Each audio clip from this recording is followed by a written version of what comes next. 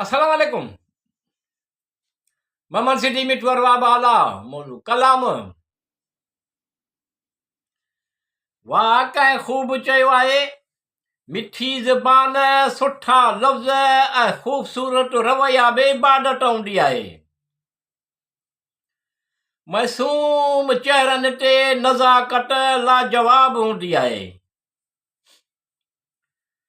वाकई खूब चयो आहे मिठी ज़बान सुठा लफ़्ज़ ऐं ख़ूबसूरत रवैया बि इबादत हूंदी आहे मासूम चेहरनि जी नज़ाकत लाजवाब हूंदी आहे दिल ते लिखियल तहरीर अनमोल किताब तूं पढ़ उन जे अखियुनि में निहारे करे दिल ते लिखियल तहरीर अनमोल किताब तूं पढ़ उन जे अखियुनि में निहारे करे उन जे दिल में लिखियल हर ॻाल्हि शिफ़ाफ़ हूंदी आहे वाकई खूब चयो आहे मिठी ज़बान सुठा लफ़्ज़ ऐं ख़ूबसूरत रवैया बि इबादत हूंदी आहे मासूम चेहरनि जी नज़ाकत लाजवाब हूंदी आहे इंसान जे कौल ॿोल ऐं अमल ॿिनि तरह जी एनर्जीज़ फिज़ा में पखिड़िजनि थियूं एनर्जी कौल ॿोल अमल सुठो त इंसान जे कौल ॿोल ऐं अमल ॿिनि तरह जे एनर्जीज़ फिज़ा में पखिड़िजनि थियूं एनर्जी कौल ॿोल अमल सुठो त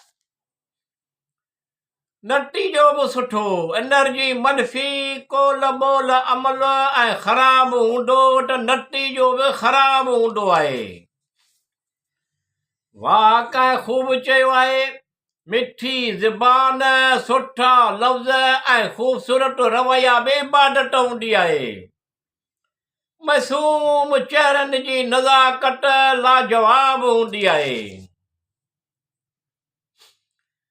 कंहिं ते एतबार अचण में ज़माना अची वेंदा आहिनि कंहिं ते एतबार अचण में ज़माना लॻी वेंदा आहिनि ऐं टुटण में बज़े को बहानो लॻंदो आहे वाकई खूब चयो आहे मिठी ज़बान सुठा लफ़्ज़ ऐं ख़ूबसूरत रवैया बि इबादत हूंदी आहे मासूम चेहरनि जी नज़ाकत लाजवाब हूंदी आहे इनायत कजई मोहबत शफ़क़त कजई मिज़ाज नाज़ुक हूंदो आहे इनायत कजई मोहबत शफ़क़त कजई मिज़ाज नाज़ुक हूंदो आहे मोहबत ऐं इज़त जो तलबगार हूंदो आहे वाकई खूब चयो आहे मिठी ज़बान सुठा लफ़्ज़ ऐं ख़ूबसूरत रवैया बि इबादत हूंदी आहे मासूम चेहरनि जी नज़ाकत लाजवाब हूंदी आहे इन्स ऐं प्यार मोहबत जो अक्स नज़र ईंदो आहे उन्स ऐं प्यार मोहबत जो अक्स नज़र ईंदो आहे